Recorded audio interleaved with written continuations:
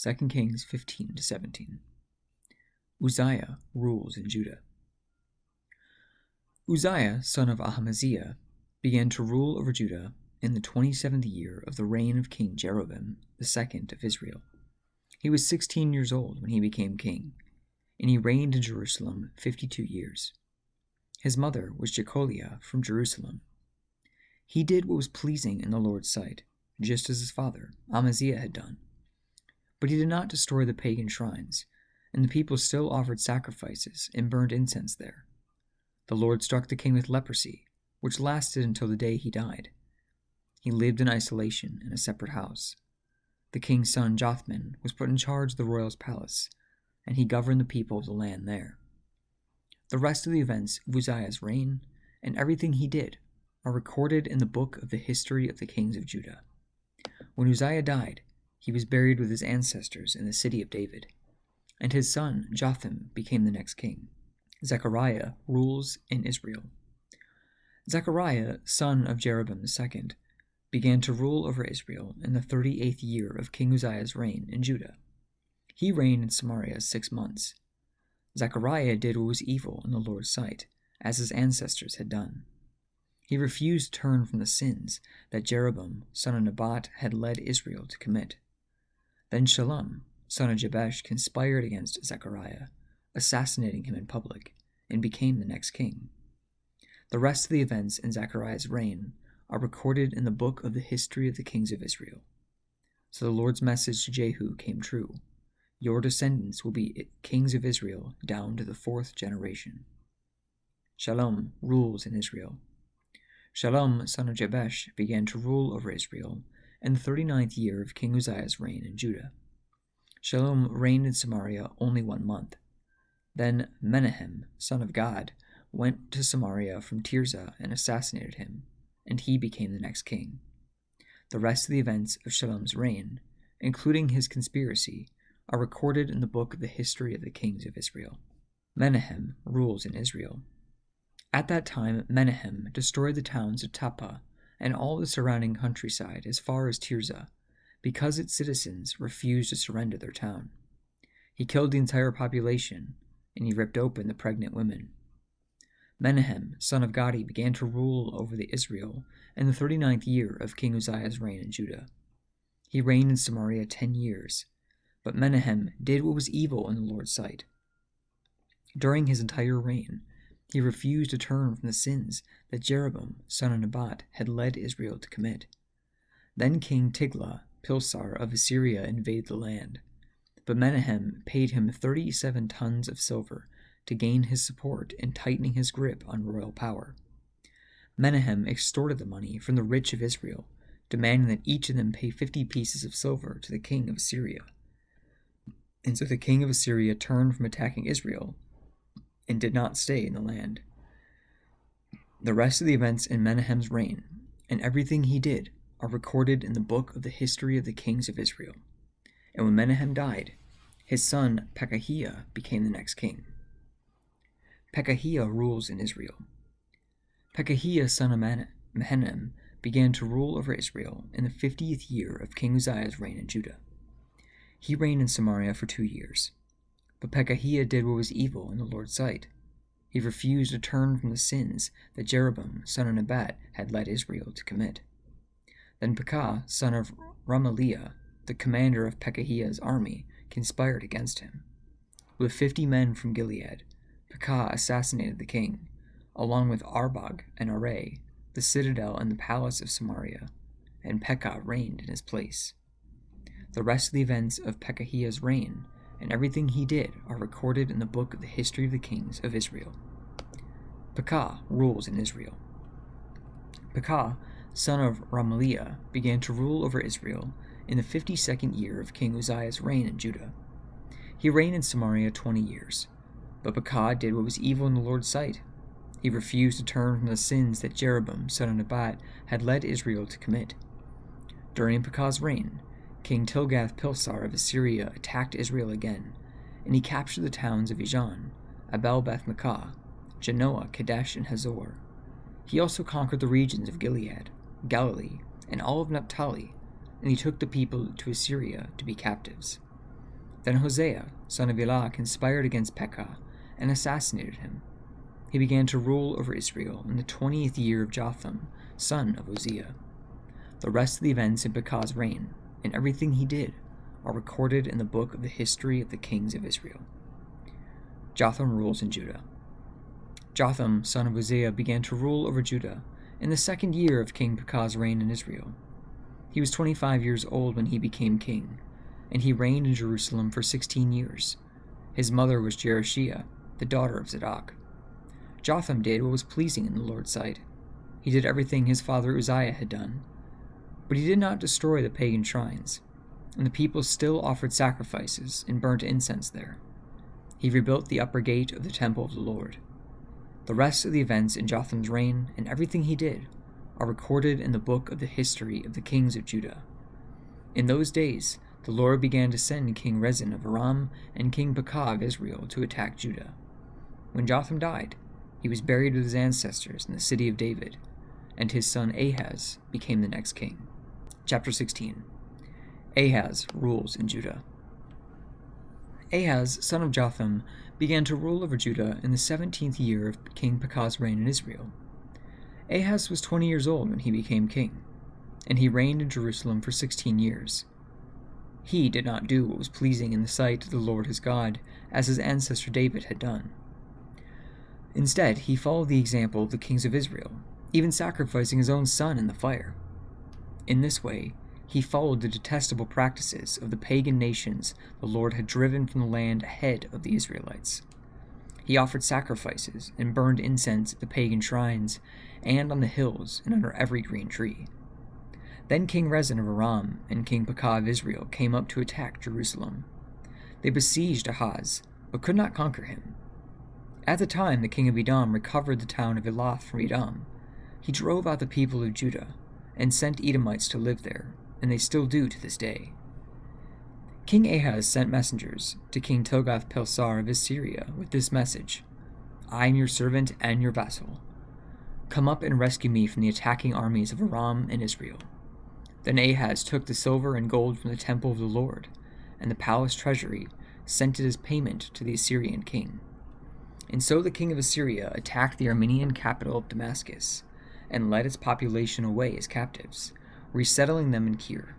He also killed King Rezin. King Ahaz then went to Damascus to meet with King Tilgath-Pilsar of Assyria. While he was there, he took special note of the altar.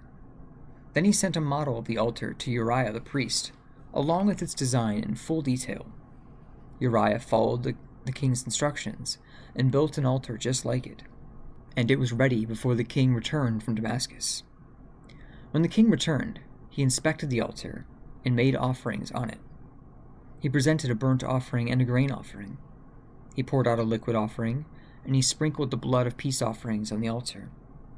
Then King Ahaz removed the old bronze altar from its place in front of the Lord's temple, between the entrance and the new altar, and placed it on the north side of the new altar. He told Uriah the priest, use the new altar for the morning sacrifices of burnt offering, the evening grain offering, and the king's burnt offering and grain offering, and the burnt offerings of all the people, as well as the grain offerings and their liquid offerings. Sprinkle the blood from all the burnt offerings and sacrifices on the new altar. The bronze altar will be made for my personal use only. Uriah the priest did as King Ahaz commanded him. Then the king removed the side panels and basins from the portable water carts. He also removed the great bronze basin called the sea from the backs of the bronze oxen and placed it on the stone pavement. In deference to the king of Assyria, he also removed the canopy that had been constructed inside the palace for use on the Sabbath day, as well as the king's outer entrance to the temple of the Lord. The rest of the events of Ahaz's reign, and everything he did, are recorded in the book of the history of the kings of Judah. When Ahaz died, he was buried with his ancestors in the city of David, and then his son Hezekiah became the next king. Hoshea ruled in Israel. Hoshea, son of Elah, began to rule over Israel in the 12th year of King Ahaz's reign in Judah. He reigned in Samaria 9 years. He, again, did what was evil in the Lord's sight, but not to the same extent as the king of Israel who ruled before him. King Shalmaneser of Assyria attacked King Hoshea, So Hoshea was forced to pay heavy tribute to Assyria. But Hoshea stopped paying the annual tribute and conspired against the king of Assyria by asking King So of Egypt to help him shake free of Assyria's power. When the king of Assyria discovered this treachery, he seized Hoshea and put him in prison.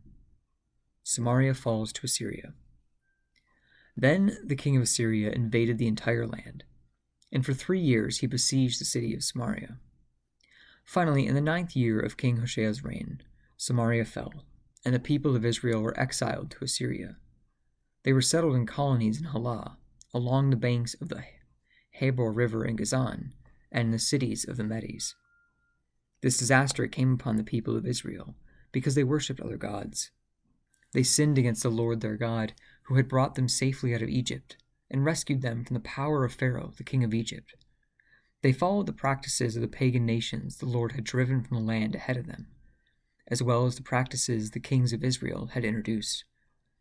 The people of Israel had also secretly done many things that were not pleasing to the Lord their God. They built pagan shrines for themselves in all their towns, from the smallest outpost to the largest wall. They set up sacred pillars and Asherah poles at the top of every hill and under every green tree. They offered sacrifices on all the hilltops, just like the nations the Lord had driven from the land ahead of them. And so the people of Israel had done many evil things, arousing the Lord's anger. Yes, they worshipped idols, despite the Lord's specific and very repeated warnings. Again and again, the Lord had sent his prophets and seers to warn both Israel and Judah. Turn away from all your evil ways. Obey my commands and my decrees, the entire law that I commanded your ancestors to obey, and that I gave you through my servants, the prophets. But the Israelites would not listen. They were as stubborn as their ancestors, who had refused to believe in the Lord their God. They rejected his decrees and the covenant he made with their ancestors, and despised all their warnings. They worshipped worthless idols, and so they became worthless themselves. They followed the example of the nations around them, disobeying the Lord's command not to imitate them. They rejected all the commands of the Lord their God, and made 2 calves from metal. They set up an Asherah pole and worshipped Baal and all the forces of heaven. They even sacrificed their own sons and daughters in the fire. They consulted fortune-tellers and practiced sorcery and sold themselves to evil, and continued to arouse the Lord's anger. Because the Lord was very angry with Israel, he swept them away from his presence, and only the tribe of Judah remained in the land. But even the people of Judah refused to obey the commands of the Lord their God, for they followed the evil practices that Israel had introduced. The Lord rejected all the descendants of Israel. He punished them by handing them over to their attackers until he had banished Israel from his presence.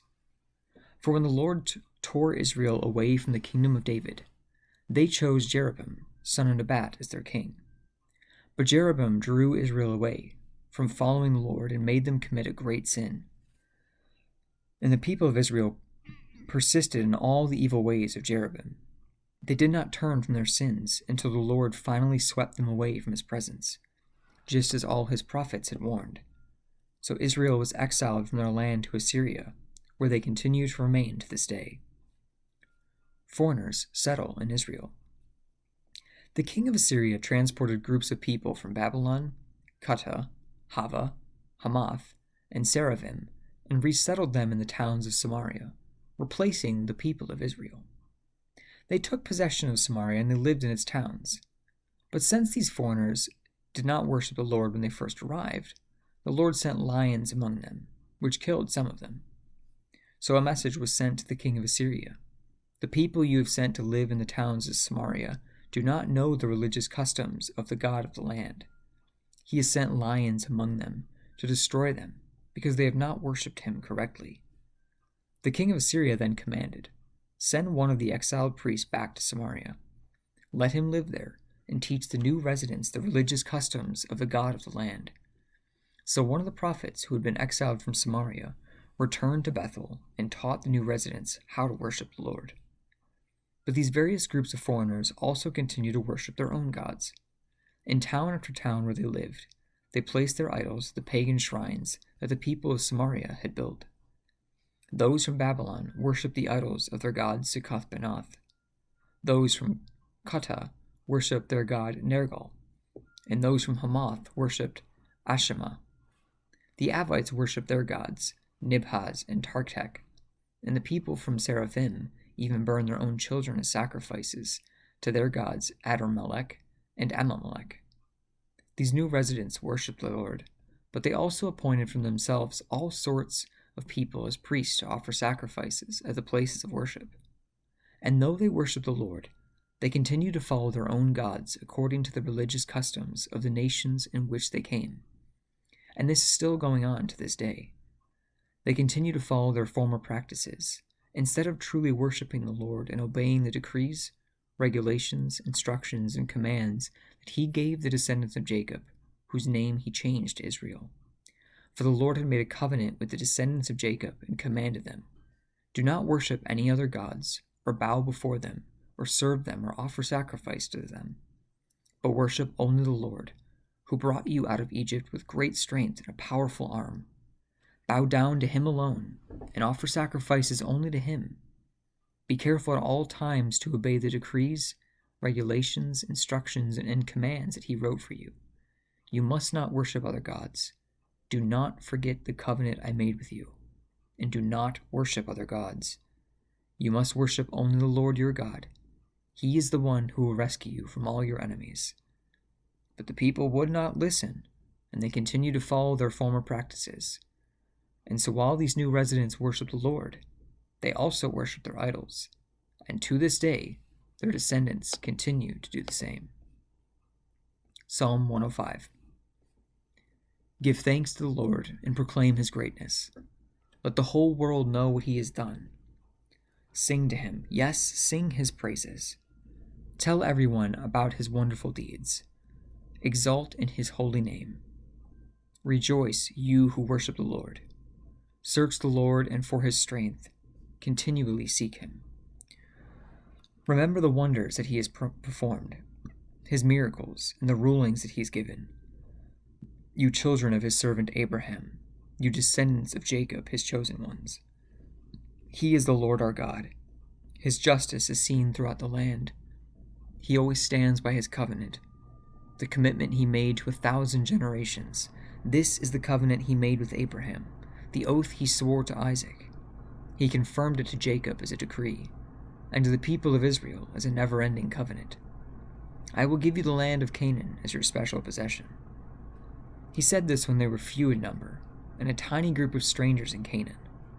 They wandered from nation to nation, from one kingdom to another. Yet he did not let anyone oppress them. He warned kings on their behalf, "Do not touch my chosen people, and do not hurt my prophets." He called for a famine in the land of Canaan, cutting off its food supply. Then he sent someone to Egypt ahead of him, Joseph, who was sold as a slave. They bruised his feet with fetters and placed his neck in an iron collar. Until the time came to fulfill his dreams, the Lord tested Joseph's character. Then Pharaoh sent for him and set him free. The ruler of the nation opened his prison door. Joseph was put in charge of all the king's household. He became ruler over all the king's possessions. He could instruct the king's aides as he pleased and teach the king's advisors. Then Israel arrived in Egypt. Jacob lived as a foreigner in the land of Ham. And the Lord multiplied the people of Israel, until they became too mighty for their enemies. And then he turned the Egyptians against the Israelites, and they plotted against the Lord's servants. But the Lord sent his servant Moses, along with Aaron, whom he chose. They performed miraculous signs among the Egyptians and wonders in the land of Ham. The Lord blanketed Egypt in darkness, for they had defied his covenants to let his people go. He turned their water into blood. He poisoned all their fish. The frogs overran the land, even invaded the king's bedrooms. When the Lord spoke, flies descended on the Egyptians. Gnats swarmed across Egypt. He sent them hail instead of rain, and lightning flashed over their land. He ruined their grapevines and fig trees and shattered all their trees. He spoke, and hordes of locusts came, young locusts beyond number. They ate up everything green in the land, destroying all the crops in their field. And then he killed the oldest son in each Egyptian home, the pride and joy of each family. The Lord brought his people out of Egypt, loaded with silver and gold, and not one among the tribes of Israel even stumbled. Egypt was glad when they were gone, for they feared them greatly. The Lord spread a cloud above them as a covering, and gave them a great fire to light the darkness.